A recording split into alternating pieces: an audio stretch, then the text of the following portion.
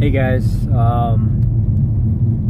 number of questions that I'm going to be answering later, but first of all, one thing I wanted to address is why sodium and potassium is critical, but also at the same time, never try to overdo something if you haven't had lab work done. You always want to have lab work done to see what state you're in, to see if you're actually deficient in something and whether or not you should be taking excessive potassium and sodium. I'm not sure if you guys ever heard anything called the potassium sodium pump or sodium potassium pump. Basically what ends up happening is the cell will open and close, and potassium and sodium is pulled in and pushed out through the cell. Now, nerve impulses signaling throughout the body, when your brain tells yourself to do something, there's a channel that impulses and stuff have to flow through. And through the process of doing that, you'll have a sodium potassium pump that actually helps generate, not generate, but helps the signal through its transmission phase. And if you are lacking sodium or potassium, a lot of nerve issues, pain and stuff being felt, things in general can be screwed up. That's why they say sodium and potassium is so important. Now what ends up happening is the cell will actually open. It's like a mouth.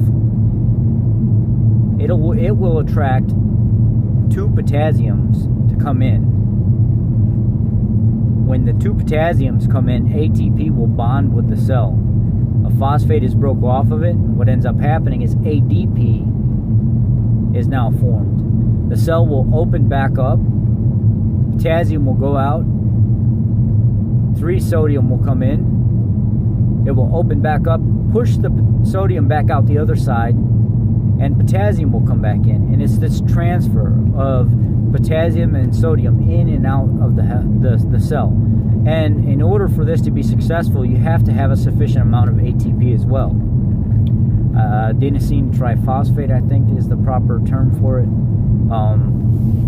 Basically, you can create ATP via sugar or fat. So when you think about it, we talk about I need sodium and I know I need potassium, but I can skimp on my fat because I have fat on my body. But that's not always the case. Fat also helps you absorb vitamins A, D, E, and K.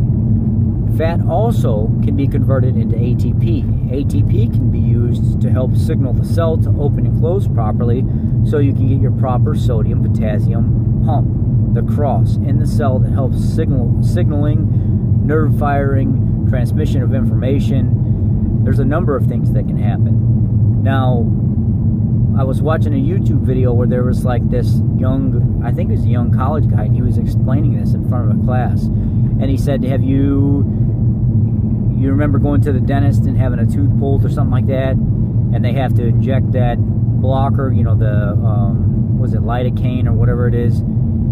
Basically what he's doing is he's blocking the nerve firing. Potassium and sodium can't cross. So if potassium and sodium can't cross and ATP is not being generated because of the block in the nerve, what ends up happening is you don't feel pain. So being deficient in sodium and potassium can cause muscle cramps.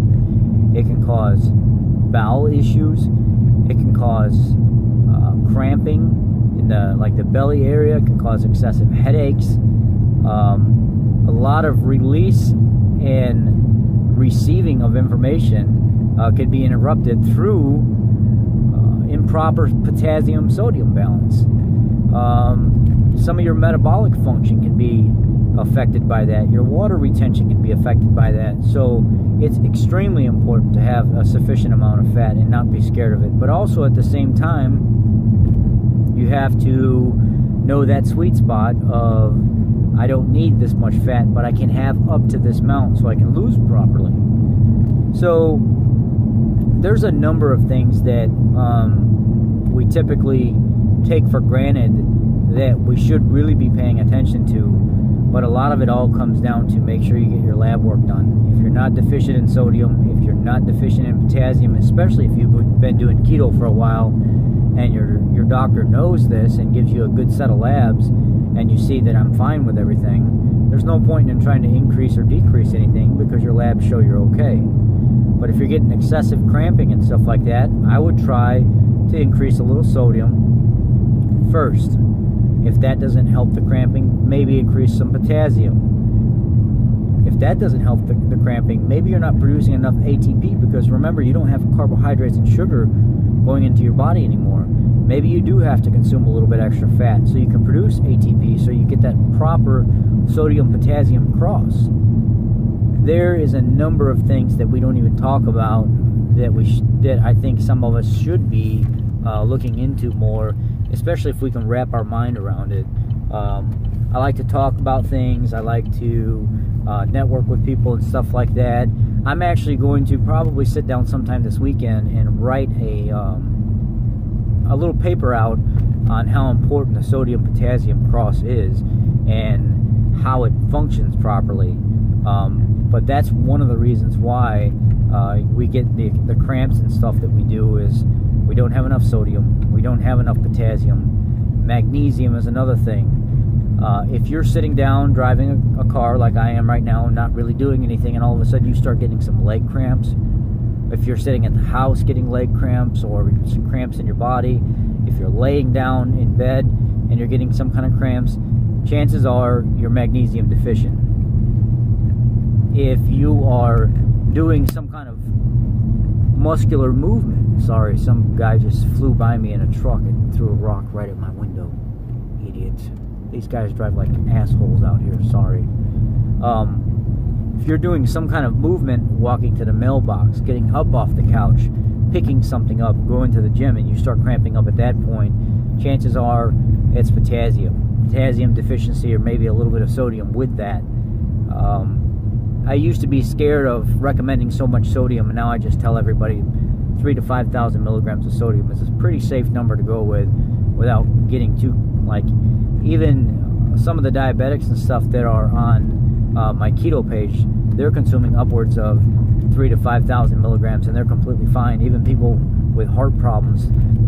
Again, I've referenced it before, and I'm not sure if you guys actually remember me saying it, but a great book to read about sodium is called The Salt Fix, and it's a complete history and a complete, like, lecture, not just lecture, but just a complete talk about all the studies and stuff that have been done about sodium and how they've been so wrong. So this video is just to kind of get you guys, put a little bug in your ear, let you know what's to come.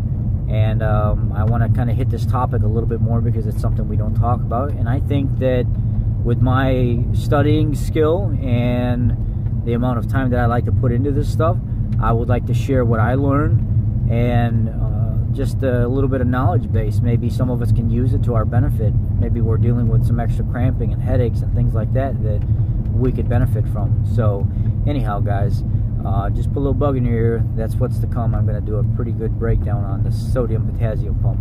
I appreciate your time. Thank you, guys. Keto on.